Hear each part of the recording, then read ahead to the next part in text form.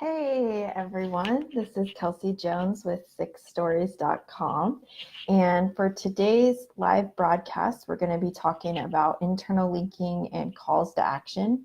So some of my best practice tips, when is good to include internal links as far as just throughout an article or a landing page or even a case study or a PDF, and then calls to action, why that's so important, where you can fit them in your content, things like that. So thanks to everyone who is joining me for this live broadcast or watching the replay on Facebook video or YouTube. I really appreciate it. I had to do my hair today and wear a nice shirt because I had some podcast recordings. I recorded a podcast for SEMrush Marketing Scoop. So I had to look nice. So I thought I should do my live video as well. Hi, Caitlin. I see Caitlin's on Instagram. So my hair's a little frizzy because it is rainy here in Kansas City. But that's not going to stop me from sharing awesome marketing advice. So no one's here to stop me from being cheesy. So I'm just going to go for it. So anyway, internal linking and calls to action. So the first thing I wanted to cover was internal linking. So there's quite a few places throughout your content that it's good to have internal links. So the first thing is to related blog posts. So if you have a lot of good content on your blog or even a knowledge center with articles, it's always good to think of places throughout your article, at least once or twice, depending on how long the article is, that is linking to those internal resources. You want to make sure that they're related, that it makes sense. Don't just create a link just to create a link. You want to make sure that it's actually useful and giving the user more information. One thing you don't want to do, and I saw this a lot when I was editor at Search Engine Journal, is cite yourself as proof for what you're saying unless it's exclusive data. So for instance, if I took the position that PPC isn't helpful to marketers, and then I linked to an article I wrote that was an opinion column on someone else's blog with the same stance. That's not really a good way to do internal links. The only way that it would really be good to cite yourself is if you have exclusive data to back it up. So at Search Engine Journal, for example, we did a study on if native video on Facebook performed better than YouTube links. And so if I was writing an article on SEJ about that, then it would make sense to link to the data because we actually did the research. So when it comes to internal links, you want to make sure that it's not just to cite yourself as an expert, and it's also going to give users more information. So for instance, if I mentioned remarketing in an article about Facebook ads, then I would link to an article that maybe talked about remarketing in more detail. So that's what you want to do. You want to provide the link as a resource for the user if they want to learn more about a specific topic. You don't want to think of it as, oh, I need to include 2 links to my blog. Here's what I'm going to include. You want to make sure that it's actually something they're going to learn from. So that's my rant on internal linking to your own content. Other good types of internal links are to service pages. So of course, if I'm in my blog and I mention SEO audits, I need to link to my SEO audit landing page. If I'm talking about live streaming, I need to link to my live streaming course. By the way, it is livesocialmediacourse.com. If you guys do want to take my course on live streaming, I launched that last year. So it makes sense for me to link to my service pages when I mention a service that I offer in my content. And you usually just want to include it once, if that makes sense. So if I mention live streaming 3 times throughout an article, don't link to your service page every time. Once is enough, and it's usually the first time it's mentioned. That's just kind of a best practice that I've found in terms of online content writing. Another place that you can do internal linking is to promote your employees that are actually writing the blogs.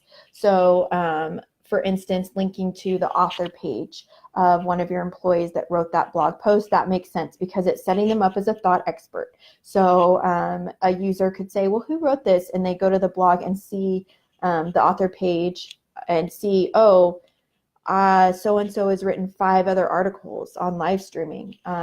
Wow, I should really be paying attention to what they're saying. So that's always another good place to add internal links as well, is promoting your own employees' thought leadership or the expert that's writing the article and advocating for them. Another thing that I want to talk about in terms of linking is calls to action. So I see this on a lot of clients' content, that they will have really great content, but they won't have any call to action. And if you're writing call to actions for your website and your content, but you're not really including it in every piece of content, you're missing an opportunity there. So every blog post you write should ideally have a call to action. Now, this is something I know I personally need to get better at, and it's something that I'm telling you to do, and I tell my clients to do, but I know it's easy to get kind of out of the habit of that.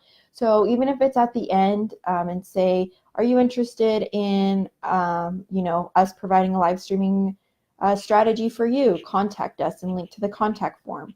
I know there's some plugins on WordPress where you can embed contact forms, little ones, directly into a blog post or a landing page, and that's always cool too if it's not overkill and only done sporadically. And you do also want to make sure that you're not using the same call to action on every single page. So for instance, I'm not saying learn more about our free SEO audits and content marketing services, contact us today. I don't have something like that on every piece of content. It always varies, and it needs to apply to that content specifically. So if it was about SEO audits, I wouldn't randomly mention social media because it's not related really. So you want to make sure that your call to action is specific to the piece of content. You also want to make sure to include call to actions to content besides blog posts. So if you have case studies or PDF ebooks, those are all places where you can have call to actions. Email marketing. I've seen a lot of newsletters, surprisingly, that they will link to things that are happening in their company or blog posts they've written, but they won't have a call to action that's service related. And the whole reason why you're creating content is to get business. So you want to make sure that you are actually driving users to get that business through a call to action. So in addition to having it at the end of content, you also can have it in the middle. So there are plugins on WordPress or just design elements where you can have call to action buttons in the middle of content to kind of break it up. And having a border box kind of draws attention to that, that's optimized for different screens automatically, dynamically, is always a good idea as well. And that just breaks up the content kind of like an image does in long form content. You can also have more CTAs on your site with plugins if you're on a WordPress site, like Opt-in Monster or Sumo has a lot of cool ones. And those ones can be just for new users coming in, maybe as they scroll to the bottom of their page, as they're about to leave a page, have it pop up. You just want to make sure that it's not flagging Google's interstitial rules. So they want to make sure that any pop-ups you have aren't disrupting the user experience. So if you have pop-ups that make it hard for users to read your content, then that's not useful or helpful to the user, and Google looks down on that. So you want to make sure that any pop-ups you have, which are called interstitials, are actually useful, that have content and are driving the calls to action. So yeah, I mean, those are my main tips on internal linking and calls to action today. I want to thank everyone for joining me, and a recap of this post or video, as always, will be on our website at sixstories.com/marketing-blog. And in the meantime, you can also follow us on social media, Instagram, Twitter, Facebook at 6 Stories LLC, or I'm also on most social media at Wonderwall7.